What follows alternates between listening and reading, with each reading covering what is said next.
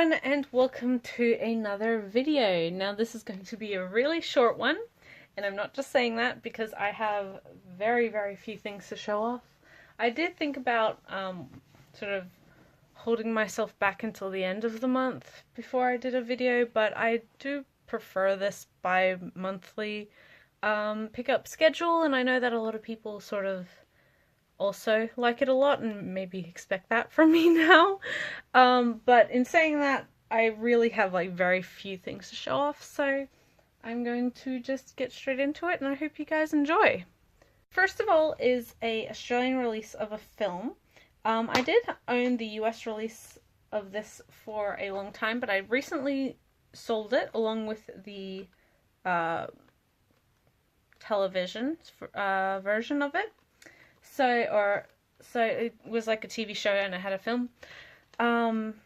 Because whilst I enjoy the show, it's not something that I really wanted to keep like the really fancy box release for. So I sold all three of the box sets, maybe that'll give you a hint to what it is, together. And I invested in this part of the franchise first because it is my favorite part. And that is Blue Exorcist, the movie. I really adore this film. It has some of the problems that, like, overall the manga has, just by by it being a shonen manga series, the sort of semi-fan service, that sort of, but the amount of, I think this really distills what was so great in the manga and in the first season of the show, and that is sort of the familial relationships and the sort of different types of love between family, friends, and the others. Finding a place to call your own amongst a family or a group. It does that in a way that, I mean, this series does that in a way that I think a lot of other shonen series especially tries to capture, but doesn't really do it as well. It doesn't feel as genuine as in this show, but this film is gorgeous. If you haven't given this film a shot, I highly recommend it, just because even on its own, without really knowing much about the series itself, it's a phenomenal film. It's gorgeously animated. It's probably one of the most beautiful films that came out the year that it did, and it's just all around very beautiful. It's one that I can rewatch a lot and not like I always gain something from it. That I think that's the best part of it. I know a lot of people sometimes say that franchise films, films that come from a larger title or product or series, don't necessarily have the gravitas or don't hit as genuinely as the show does, and this, I think, is probably one of the exceptions to that. I find that you can either get a really good, like, Shonen Jump series film, or a quite weak one. There are some in the middle, but they're either really good or really bad. This is one of the really very good ones, and the Australian release, or the local releases, are far cheaper than the US ones, although the US is finally getting a standard Blu-ray release of this title. Yeah, it's just a great film, and I'm glad to, I mean, I'm re-owning it, I'm re-buying it, but, yeah, so it's, I didn't even have it out of my collection for very long, because I just shipped out the copy I had, like a week or so ago, and I received this yesterday, so, yeah, I haven't wanted to rewatch it in that time, but I will hopefully rewatch it sometime in the future, because I'm wanting my sister to finish the first season, because she hasn't. But anyway, yes. Blue Exorcist, the movie, great film, even on its own, and if you want to sort of dip your toes into the series, this is, I mean, it's not the best place to start, but if you want to get a sense of the tone of the series, it is pretty good indication of it. Next is a Japanese release. Maybe, again, that will clue you into what it is. But this is a series from a season or so ago that I absolutely adored. It's not for everyone, but if you know me, then you probably have a pretty good indication as to what it is. And that is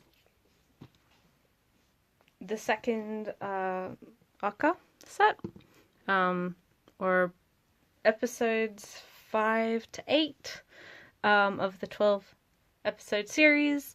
Like its predecessor, it has the same digipack and booklet, and this is a comic that Natsume also wrote, and there is also postcards in there as well. Gorgeous, gorgeous piece of artwork. Beautiful, beautiful matte and gloss finish, just like the first one, and again, like the first one, fits perfectly into the box that was sort of I think it was Amazon. It was a retailer exclusive. You can see my one corner is a little bit dinged up, but considering what, this isn't ripped, it's just a little crease. Considering what the return cost is for products on Amazon Japan before they'll actually replace something, I just decided to suck it up and carry on with life. I don't really care all that much. But yes, so the third of this show on Blu-ray. Again, if you're not familiar with this title or this particular release, this does actually have English subtitles on both the episodes and the special episodes, which are short 5-7 minute things, which is pretty great because you don't always necessarily get subtitled extras, or at least OVA extras. So yeah, I'm very glad. Again, probably not my favorite show of the season. I believe that Rakugo Shinju was also airing at the same time, but it is definitely a very solid show, and I'm so glad that I'm able to be picking it up. I know Funimation has licensed it, but I'm indulging myself. I'm going to splurge on the fancy Japanese release because it has English subtitles and it's very, very gorgeous. And I know that Funimation's just going to put theirs in a standard keep case with a slip cover. And while still have an English dub, I'm not going to watch that anyway. So yeah, doesn't matter. I'm very happy with this show and this release, and Japan has done a great job with it. And I think the last part comes out in September. I don't know, I can't remember, but in either case it'll be out in a couple months, and then I will have the complete series on my shelf. Finally, I told you this this video was going to be short, is the single volume of manga I have, and that is Welcome to the Ballroom Volume 6 by Tomo Takeuchi. This particular volume really tackles the issues with partner dance and leading, and how if you haven't gotten proper training in certain things, it really reflects on the partner and as the pair as a whole. Again, as someone who comes from a ballroom background, it's very interesting to see this all being discussed in manga and discussed on such a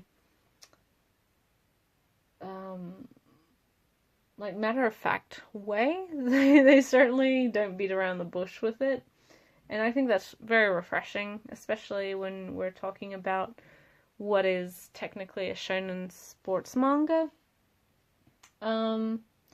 Yeah, more of the great stuff. I think the manga just came off of hiatus. Of course, it has an anime currently being released, although I know a lot of people are not seeing it because it's on anime strike. I haven't been watching it just because I'm trying to catch up on last season's shows. I didn't watch anything last season, or the season before, I didn't watch anything last season, so I'm slowly making my way through those before I start anything from this season. But that being said, I know that despite its sort of locked or exclusivity on Amazon Strike, it's a JC Staff production and is done by the same team who does Haikyuu, of which I really adore. So I know they can handle sports anime very, very well, especially one with a lot of movement, although I have heard conflicting things about that, in particular to the anime adaptation of this manga. But in saying that, regardless of how strong or weak the anime is, the manga is fantastic. It's very, very fun, encapsulates the whole culture and community of competitive dance in a way that isn't sort of overwhelming, and really does introduce it as a sport to a large group of people who maybe never considered it such. And yeah, it's just overall very, very good. What I was going to say before I got sidetracked on the anime is I believe the manga was on hiatus for a little while, a couple months, but it's since come back. There were 8 volumes out in Japan when this was licensed. I think that hasn't really grown much. We're probably 9, maybe 10 now. I'm fairly certain it's only 9 though. So yes, we're catching up very quickly with the Japanese releases, which isn't a bad thing, but like Noragami, it'll be a painful wait between volumes once we do, because yeah, this is one that I really, really love reading, but it's one I can read quickly. Like, I get through it quite fast, which I think is just sort of the case when you do have such a art-based manga comparatively to like a dialogue-based one. So yeah, we'll see how it goes from here. Really, really love the series, and I'm looking forward to more as always. Yeah, and I hope that with the new anime, it maybe brings in more people who are interested in the series, and hopefully Kodansha sees a boost in sales, despite people not really watching Anime Strike like they do Crunchyroll or what else do? Funimation, that's one. We have Anime Lab here, so I don't know. But yes, that is everything. 1, 2, 3. Not a huge amount of stuff, but all things I really, really do like. Like, they're all titles that I consider ones I have a great love for in different ways and different levels, but they're all things that I can definitely say I want. Like, I want these things. I want to be able to revisit these things and recommend them to people, and, you know, be able to show that I want to support them in the best way that I can, which is money, and talking about them in these videos. Yes, so I know this was a very short video when we're considering that it's one of my videos, but I hope you guys all enjoyed, and maybe even, you know, want to pick up one of these titles, although I know that's a little bit difficult because there isn't a huge amount of things here, and some of them are not necessarily the easiest to get. But yeah, I will see you in the next video, guys. Bye till then.